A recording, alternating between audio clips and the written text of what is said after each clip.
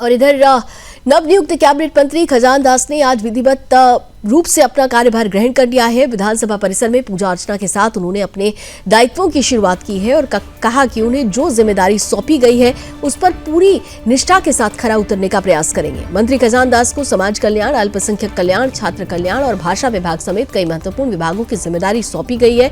इन विभागों के माध्यम से राज्य के कमजोर और वंचित वर्गों के कल्याण की दिशा में महत्वपूर्ण कार्य किए जाते हैं। कैबिनेट मंत्री ने स्पष्ट किया कि आने वाले 1 महीने तक वो प्रदेश के विभिन्न क्षेत्रों का दौरा करेंगे।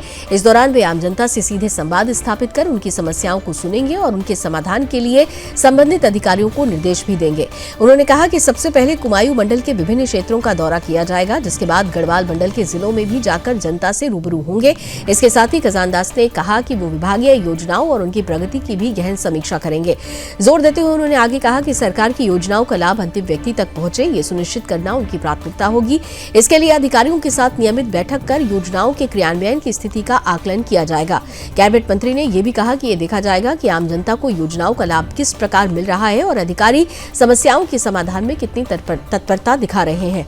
देहरादून से यह संदेश साफ है कि राज्य सरकार अब जमीनी स्तर पर कामकाज को और अधिक मजबूत करने की दिशा में आगे बढ़ रही है।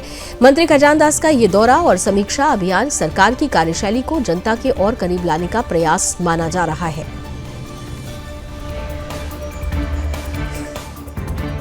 इस जिम्मेदारी में कितना मैं खरा उतर सकता हूं, मैं ईश्वर से इतनी प्रार्थना करूंगा कि मुझे शक्ति दे और मैं विभाग के काम को आगे बढ़ा सकूं।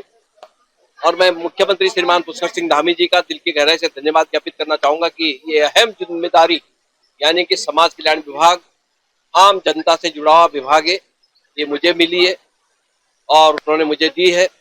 मैं उसका दिल की गहराई से माननीय मुख्यमंत्री जी का धन्यवाद ज्ञापित करना चाहूंगा, क्योंकि आने वाले समय में 27 में चुनाव है, चुनाव में भी जाना है और जैसे भारतीय जनता पार्टी के कार्यकर्ता जिनको समय समय पर दिशा निर्देश दिए जाते हैं और कार्यकर्ताओं के आधार पर, कार्यकर्ताओं के भरोसे पर भारतीय जनता पार्टी मुख्यमंत्री श्रीमान पुष्कर सिंह धामी जी के नेतृत्व में 2027 का चुनाव फाइट करेगी।